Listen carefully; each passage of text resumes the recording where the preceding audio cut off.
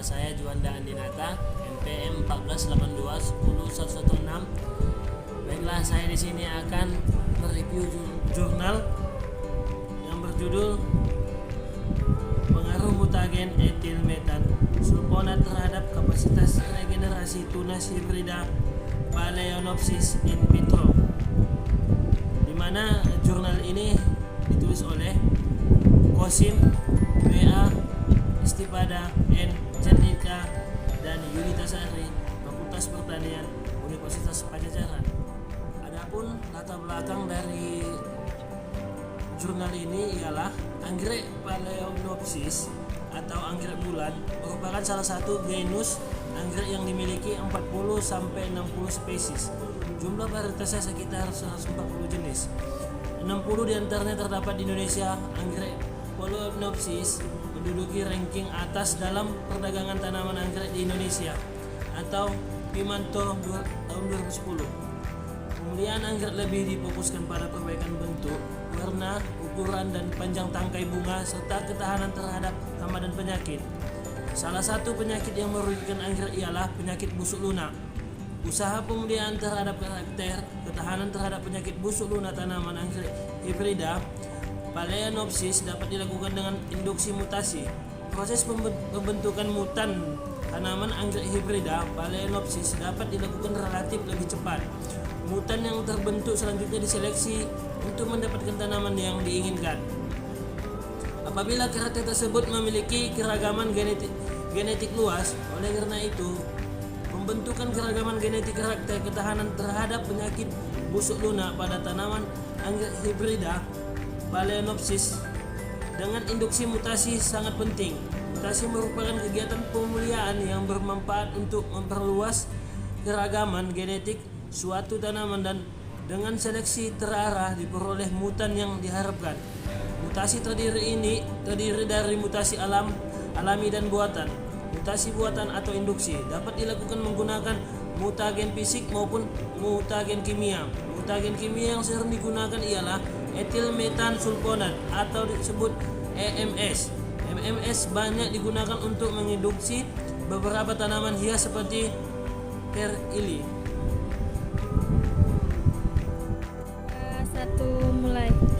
Adapun bahan dan metode pada penelitian ini ialah percobaan dilakukan di laboratorium Putu Jaringan Pemulihan Tanaman Fakultas Pertanian Universitas Pajajaran.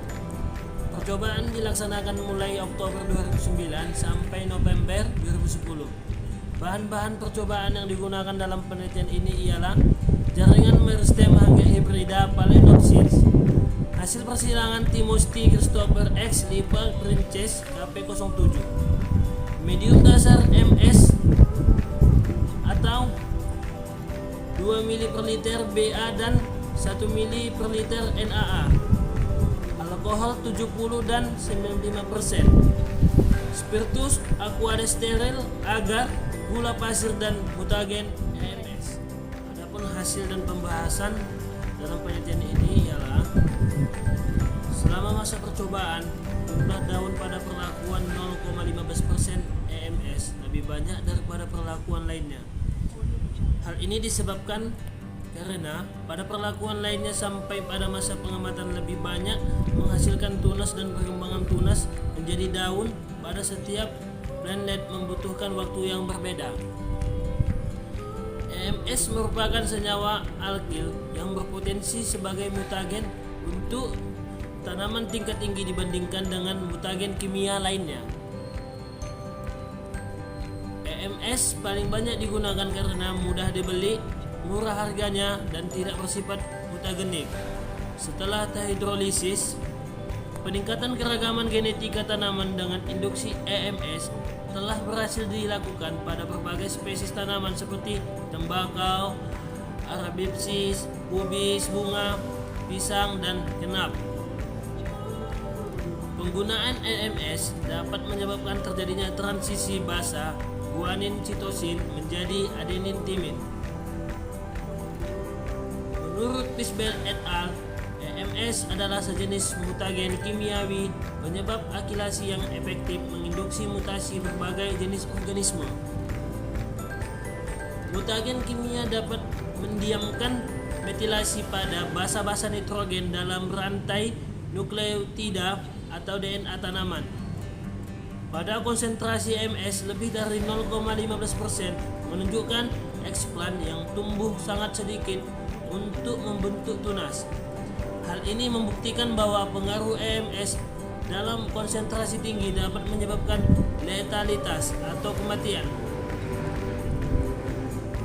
Mutagen EMS dapat menyebabkan metilasi dalam rantai nukleotida. Proses metilasi mengakibatkan basa-basa molekul DNA salah berpasang selama replikasi. Dalam kondisi normal, berpasangan dengan sitosin. Apabila guanin mengalami metilasi akibat mutagen EMS, maka terbentuk basa abnormal, yaitu 0-6 etil guanin. Enzim DNA polimerasi mengenali 0-6 etil guanin menjadi timin yang berpasangan dengan adenin. Menurut Harten, pada sel yang aktif membelah diri pengaruh MS dapat terjadi pada tahap sintesis DNA, GI, G2, dan mitosis. Jika mutagen MS mengenai sel pada tahap G1 di mana kromatin DNA belum disintesis, maka sel mengalami duplikasi dan terjadinya pemotongan kromosom. Sedangkan pada tahap G2 di mana kromatin DNA sudah disintesis, maka satu kromosom terpotong.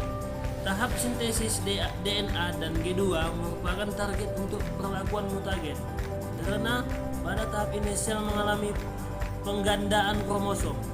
Induksi mutasi menggunakan EMS yang menyebabkan terjadinya mutasi pada DNA suatu tanaman memberikan pengaruh morfologi pada tanaman tersebut. Induksi menggunakan beberapa konsentrasi MMS merupakan salah satu cara untuk dapat menghasilkan variabilitas genetik tanaman. Pada tanaman hias, hal ini sangat menguntungkan karena yang diharapkan ialah menghasilkan suatu bentuk morfologi tanaman yang berbeda dari temannya. Sehingga diharapkan dari hasil induksi diperoleh tanaman yang beraneka ragam. Berdasarkan penelitian menunjukkan bahwa MS terbukti dapat menghasilkan mutan antara lain daun variegata pada Arabidopsis. Frekuensi mutasi pada pemulihan umumnya meningkat dengan meningkatnya konsentrasi mutagen kimia. Meskipun survival dan kemampuan ekspan untuk bergenerasi, menurut Bahwat dan Duncan, hasil pengamatan menunjukkan bahwa pada konsentrasi rendah di atas 0,5% MS terdapat regenan di mana tunasnya muncul lebih cepat dibandingkan regeneran kontrol. Harten menyatakan konsentrasi rendah dapat menstimulasi perubahan fisiologi tanaman dan pada saat ini perlakuan atau dosis rendah banyak digunakan untuk peningkatan kecambahan dan meningkatkan hasil tanaman. Adapun kesimpulan dari penelitian ini ialah 1. Perlakuan induksi dengan mutagen EMS memberikan pengaruh terhadap pertumbuhan meristem anggrek hibrida Phalaenopsis dalam pembentukan tunas. 2. Beberapa regeneran mutan potensi yang berasal dari konsentrasi EMS atau di atas 0,15%. Dari saya, lebih dan kurang saya minta maaf. Saya sudah. Assalamualaikum warahmatullahi wabarakatuh.